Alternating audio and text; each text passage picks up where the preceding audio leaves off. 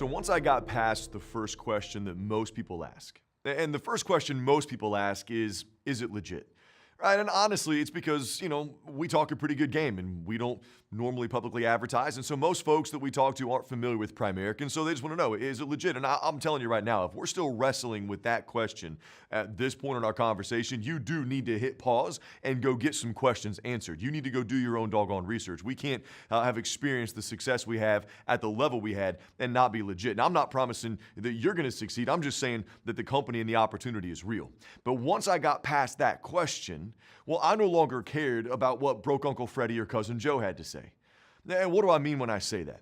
Most of the people that I talked to early in my business were pretty supportive. They were pretty excited. Said, "Man, this looks really great. What a great concept, Jeff. I think you could do well. It's going to be hard work, but I think you'll be all right."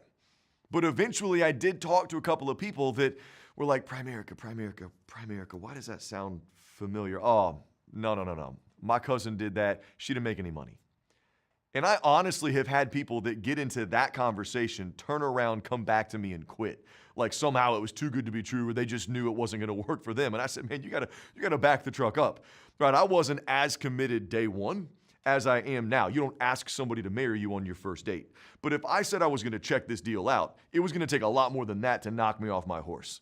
And so the next time it happened, I decided to fight back. I said, well, tell me about your cousin. Did she ever, take her state class, take her state test, get her state license? What do you think the answer was? No. Well, did she ever sit down with a family, serve a client, help a family? No. So how long was your cousin with us? He's like, I don't know, like 2 or 3 weeks. I'm like, okay, so what you're telling me is that your cousin didn't work. And the guy's like, you know what? Yeah, she pretty much quits everything. And think about that. An objection pops up. Most people or some people would turn around and throw away a chance at an incredibly impactful business opportunity. I flex back at it. It falls down. It wasn't even an objection. And here's the crazy thing, God's honest truth. I've had that person, somebody that says, you're wasting your time, it's not going to work. I've had that person down the road come work with me and my team. How does that even happen? How does a person go from telling me not to do something and then they themselves doing that thing? Here's how. People will not see your business for what your business truly is. They will only see your business for how you portray it. See, that person's cousin treated it like it was nothing. She didn't take it serious. She didn't dress sharp. She didn't go to class. She didn't go to training. She didn't do anything we asked her to do. She treated it like it was nothing. So when he saw it from her, it was nothing. I, on the other hand, treated it with the respect that it deserves. I mean, I dressed sharp. I went to class. I got my license. I helped families. I went to every training. I listened to all of the audios. I did everything my coach asked me to do. I treated it like a serious business. So when he saw it from me, it was a serious business. Primerica didn't change. The person portraying Primerica changed. So be careful on how you interact with those that are around you. But we have to get past that first question because that's never really the question that we have to answer. The question we have to answer is, what are you going to do about it? Right? Just because we think it's one of the best North American business opportunities, it still is a business opportunity. If you do nothing, you get nothing.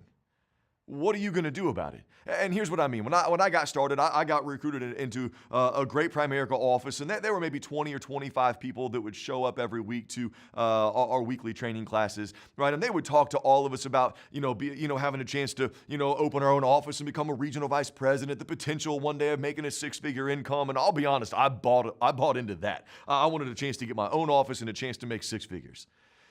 But I was not naive enough to believe that all 25 of us were going to be able to get our own offices.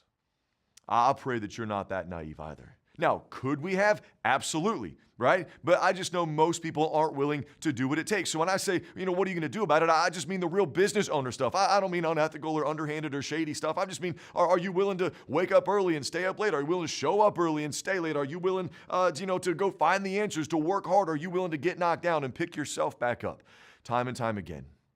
Because in North American business, it's guts and tenacity that wins, not brains and talent. You see, when I look at North America today, and this is just my estimation, but I think that, quite frankly, 5% of the people have what everybody else wants: unlimited time and unlimited money. And our question is, are you going to be the 1 out of 20 that gets that? Or the 19 out of 20 that ends up average and ordinary just like everybody else? See, this opportunity, if you'll work hard, truly gives you the chance to become that one. And it can happen without us going into debt or without us working 100 hours a week.